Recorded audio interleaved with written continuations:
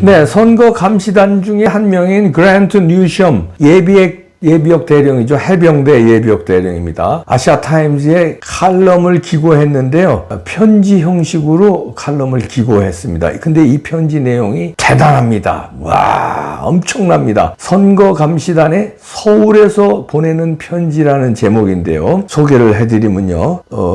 일단 그대로 한번 읽어봐 드릴게요. 때때로 한 나라에서 중대한 일이 벌어지는데 대부분의 사람들은 이를 눈치채지 못합니다. 어쩌면 그건 자연스러운 일일지 모릅니다. 사람들은 자신들의 삶, 직장, 가족, 경제 문제 등에 집중하기 때문입니다. 저는 약 일주일간 한국 서울에 머물고 있습니다. 다가오는 대통령 선거에 무슨 일이 일어나고 있는지 직접 보기 위해 요청을 받고 방문했습니다. 하지만 이 선거가 한국의 미래를 결정지을 수도 있다는 사실을 모를 수도 있습니다. 이번 대선은 보수 성향의 윤석열 대통령이 탄핵된 후 3개월 만에 치러지는 조기 선거입니다. 윤 대통령은 국회를 장악한 좌파 정당이 국회 운영을 불가능하게 만들었다는 이유로 계엄령을 선포했습니다. 그는 이를 입법 독재라고 표현했습니다. 이제 선거는 좌파 성향의 더불어민주당 소속 이재명과 보수 성향의 국민의힘 소속 김문수 후보 간의 대결 구도입니다. 더불어민주당에는 중국과 북한과의 연대를 추진하며 한미동맹 해체까지 주장하는 급진 성향의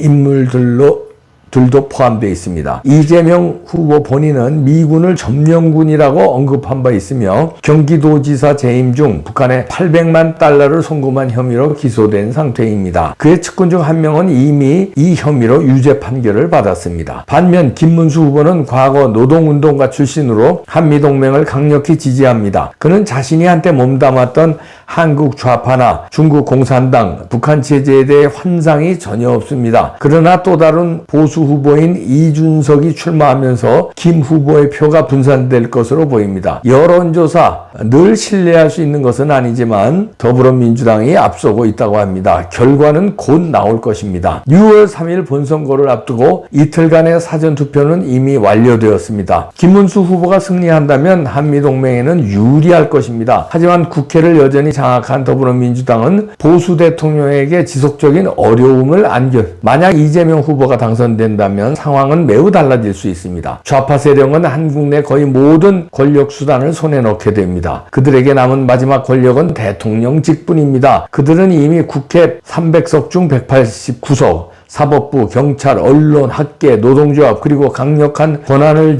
지닌 중앙선거관리위원회를 장악하고 있습니다. 대기업은 계속 공격받고 있고 대한민국 군도 경고를 받은 상황입니다. 한국 좌파는 오랫동안 영구적 절대적 권력을 원해왔습니다. 그 시작은 2017년 보수 성향의 박근혜 대통령이 논란 속에 탄핵된 이후 대통령으로 문재인이 당선되며 본격화됐습니다. 이재명 후보가 당선된다고 해서 당장 한미동맹을 끊거나 중국, 북한과 밀착하진 않을 것입니다. 미국 정부는 스스로에게 이렇게 말해 좌파도 현실적인 사람들이다. 미국과의 관계는 계속 유지할 것이다. 하지만 조금씩 점진적으로 한미관계는 냉각될 것입니다. 그와 동시에 베이징 및 평양과의 관계는 따뜻해 윤 대통령 시절 개선되었던 일본과의 관계는 냉각될 것입니다. 좌파 대통령과 국회는 무엇이든 원하는 대로 할 것이며 그 어떤 세력도 이를 막을 수 없을 것입니다.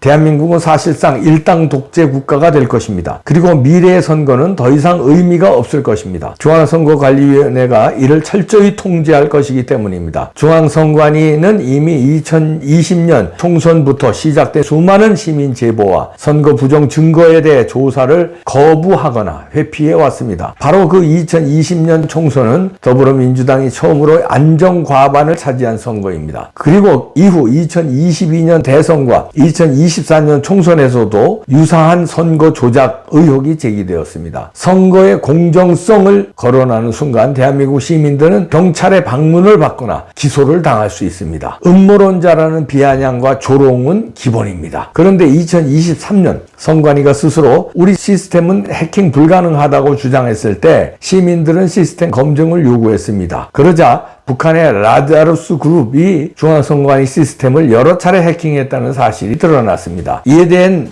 국민의 분노가 커지자 아직 좌파에 완전히 장악되지 않은 국가정보원이 침투 테스트를 실시했습니다. 국정원은 이 시스템이 어떻게 전자 조작될 수 있는지를 상세히 보고했습니다. 저는 2020년에 한국 시민들의 요청을 받고 부정선거 의혹을 조사하러 처음 한국에 왔습니다. 처음에는 아무 일도 없겠지라고 생각했습니다. 하지만 곧 명백한 문제가 있다는 사실을 발견했습니다. 그리고 지금까지 아무것도 바뀌지 않았습니다. 이 시스템은 여전히 조작에 취약하거나 이미 조작된 구조입니다. 그리고 정부는 어떤 증거도 들여다보려 하지 않습니다. 현재 일부 한국인들은 정직한 선거를 지키기 위해 고군분투하고 있습니다. 그러나 그들은 고립되어 있고 압박받고 있습니다. 이들은 트럼프 대통령이 한마디 따뜻한 지지를 보내주길 간절히 바라고 있습니다. 그러나 트럼프 측은 조용히 침묵을 지키고 있습니다. 외면하고 있습니다. 미국은 여전히 한미동맹은 견고하다, 혈맹이다 라고만 말합니다. 그리고 다른 나라 정치에 간섭할 수는 없다고 합니다. 하지만 이건 간섭이 아닙니다. 억압받고 있는 자유인들에게 산소를 공급해 주는 것입니다. 합의에 의한 정부, 시민의 자유, 우방에 대한 지지를 표현하는데 무슨 잘못이 있겠습니까? 그리고 이런 발언은 나쁜 세력들에게 경고가 됩니다. 미국이 관심 없다 확신하면 그들은 야당과 반대 세력을 완전히 제거하려 할 것입니다. 냉전 시기 러시아, 폴란드, 기타 지역의 반체제 인사들에 대한 지지를 기억하십니까? 그것은 의미가 있었습니다. 미국은 90년대 초 베네수엘라에 차베스가 등장했을 때 아무 말도 하지 않았습니다. 그 나라에 양심 있는 사람들은 단 한마디라도 미국이 관심을 갖고 있다는 신호를 받았지만 아무것도 얻지 못했습니다. 그 결과 오늘날의 베네수엘라는 중국과 쿠바의 영향권에 속해 있습니다. 한국 좌파가 원하는 궁극의 목표에 거의 도달한 지금 그들에게 여전히 남아있는 걸림돌이 한 가지 있습니다. 그것은 바로 대다수의 한국 국민들이 중국이나 북한처럼 살기를 원하지 않으며 한미동맹에 대한 지지도 여전히 높다는 사실입니다. 심지어 민주당 지지자들 중 일부도 마찬가지입니다. 그리고 한국 국민은 매우 예측 불가능한 기질을 갖고 있습니다. 좌파 강경파가 바라는 방향으로 조용히 따라가지 않을 수도 있습니다. 그러므로 이번은 단순한 선거가 아닙니다. 워싱턴이 아직 한국에 주목하지 않았다면 조만간 반드시 그렇게 할 수밖에 없을 것입니다. 6월 2일 국제공정선거연합 국제선거감시단 그랜트 뉴섬 이렇게 편지를 형식으로 칼럼을 써서 아시아타임즈에 기고한 겁니다. 그리고 이걸 한글 번역한 건데요. 너무나 자세히 한국 부정선거에 대해서 얘기하면서 우리도 베네수엘라에 차베스 등장했을 때처럼 당한다. 미국이 아무 말도 지금 안 해주고 있는데 그때 미국이 베네수엘라에 아무 말 안 한 것처럼 지금 또 아무 말 안 하다가 대한민국은 베네수엘라처럼 된다. 그리고 베네수엘라와 달리 한국은 한국 국민들의 기질은 예측 불가능하다. 그러니까 폭동이 일어날 수 있다는 거죠. 그러니까 좌파 강경파가 바라는 방향으로 조용히 따라가지 않을 수도 있다. 조용히 안 따라가고 폭동이라든가 과격한 행동을 할 수 있다는 경고입니다. 그러니까 이 뉴섬 해병대 대령 출신입니다. 이분이 편지 형식의 칼럼을 통해서 미국에 경고하는 거죠. 베네수엘라처럼 놔뒀다가 미국의 입장에서는 큰 손실을 얻는다. 그리고 한국 국민은 무슨 일을 저지를지 조만간 워싱턴이 한국에 주목할 수밖에 없을 것이다 는 얘기입니다. 워싱턴이 빨리 한마디 해주길 바랍니다. 빨리요. 시간이 없어요. 그거 있잖아요. 한미합동작전 그거 어떻게 된 거야. 허경 기자는 지금도 부정선거 감시단 앞에서 당당하게 얘기하잖아요. 자기 기사는 옳았다고. 그러면서 이거 어떻게 된 거냐? 왜 확인 안 해주냐고 그러잖아요. 그때 당시에 스카이데일리 대표였던 조정진 대표는 그거는 팩트라고 그러잖아요. 명예를 걸고 얘기한대잖아요. 일본에서도 이거에 대해서 상당히 관심을 가지고 있습니다. 그래서 저한테 인터뷰 요청이 많은데요. 그래서 제가 한국의 부정선거를 낱낱이 일본 언론에 지금 얘기하고 있는 중이고요. 그 다음에 스파이 선거 개입이 있죠.